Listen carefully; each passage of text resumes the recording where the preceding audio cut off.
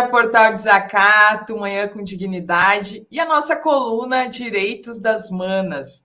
Hoje eu vou aqui atender um pedido da nossa audiência da semana passada, que pediu para eu falar sobre a estrutura do Poder Judiciário no Brasil, que tem a ver com tudo que a gente está vendo diariamente, né? E tem muita relação com os direitos das manas. Afinal, se a gente não consegue efetivar os nossos direitos de forma administrativa ou de forma natural, a gente pode nos recorrermos ao Poder Judiciário para efetivar esses direitos.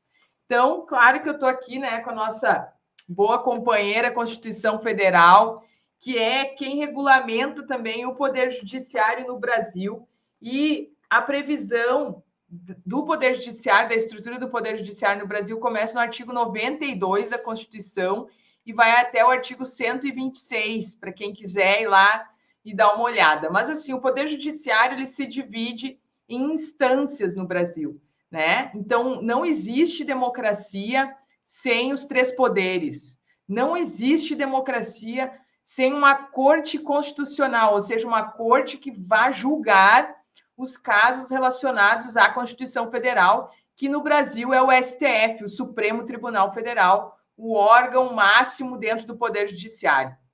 Então, a estrutura do Poder Judiciário no Brasil se dá em instâncias, como eu falei antes.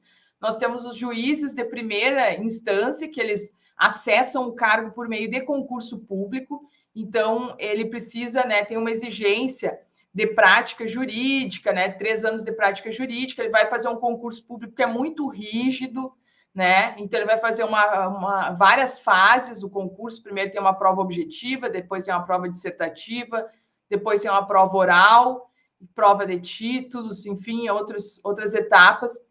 Aí ele vai ser juiz de primeira instância. Então, na primeira instância, ou primeiro grau, a gente tem também que pensar que a gente tem a justiça comum e a justiça especializada. Então, nós temos, por exemplo, o juiz federal e o juiz estadual fazem parte da justiça comum. E daí nós temos o juiz do trabalho, o juiz eleitoral e o juiz militar, que fazem parte da justiça especializada, tá? Na primeira instância, as demandas chegam através de petições, né, que são pedidos, então, que os advogados fazem representando as partes, né? A gente chama de partes, mas o autor da ação ou autora da ação, a gente vai lá, redige uma petição e coloca para o juiz. O juiz vai ouvir tanto o autor quanto o réu do processo, vai analisar as provas e vai emitir uma sentença no final desse processo.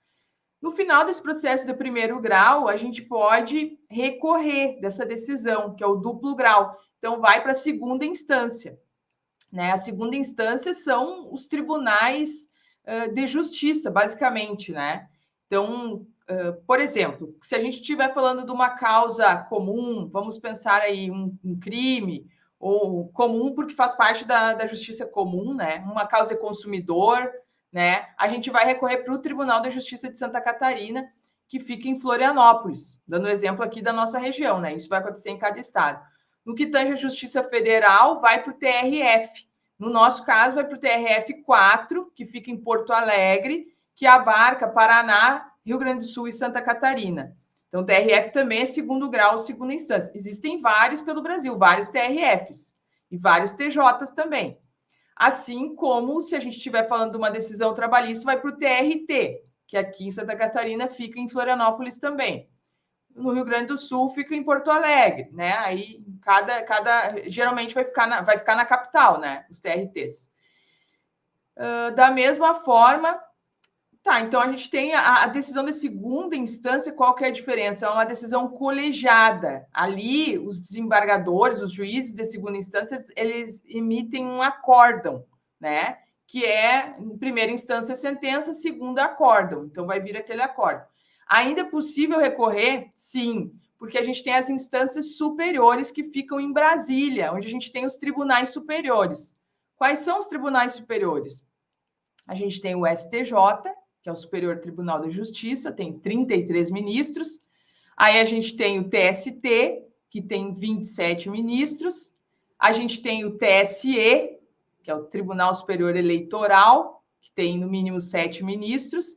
E a gente tem o STM, que é o Superior Tribunal Militar, que tem 15 ministros, que é composto por julgadores que vão ser civis e também militares, tá? E, por fim, então, nós temos a primeira instância, a segunda instância, a instância superior, que ficam esses 4 tribunais em Brasília, e aí também em Brasília nós temos o Supremo, que é o Supremo Tribunal Federal, que é o guardião da Constituição, né? Então, e ele vai tratar das causas relacionadas à constitucionalidade ou não.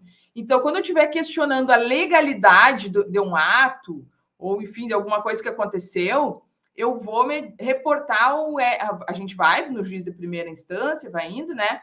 Mas lá nas instâncias superiores, a gente se reporta ao STJ quando trata da legalidade. E quando trata da constitucionalidade ou não, a gente se reporta ao STF.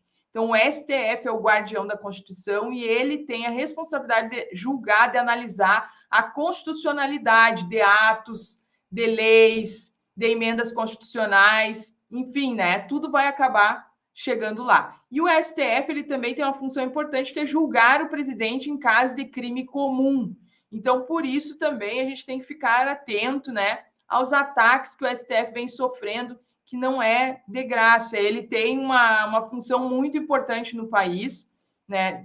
Isso não quer dizer que eu não guarde as minhas críticas a decisões do STF ou até a ministros. A gente critica, mas a gente não pode querer extinguir isso, porque não comporta uma democracia sem que haja o respeito, né? E que haja a existência mesmo, que hoje está em risco, dos 3 poderes funcionando de forma livre, autônoma e independente, que é o que determina o artigo 2º da Constituição, que estabelece os 3 poderes e fala lá que eles são independentes e harmônicos. E ainda o artigo 60, parágrafo 4º da Constituição, traz a separação dos poderes como uma cláusula pétrea da Constituição, ou seja, ela não pode ser suprimida, né? Então, a nossa Constituição ela pode ser alterada? Sim, hoje tem cerca de 106 emendas na nossa Constituição, mas existem as cláusulas pétreas, que são cláusulas que elas podem ser alteradas para ampliar direitos, mas não para suprimir, tá? Então, isso quem estabelece. Eu posso aqui num outro programa falar um pouquinho mais sobre isso, mas, enfim, hoje era essa a minha fala que eu queria fazer sobre os direitos das manas. Deixem os comentários aí, questionamentos, sugestões de temas, tá? E quero aqui dar um grande beijo para todo mundo que está nos acompanhando aí. Deixe um like para nós, façam um pix para o Portal Desacato. Um beijo para todo mundo que faz parte desse portal incrível que traz informações tão importantes, né? Um beijão para todo mundo que está na tela e para quem também está dando suporte. Tchau!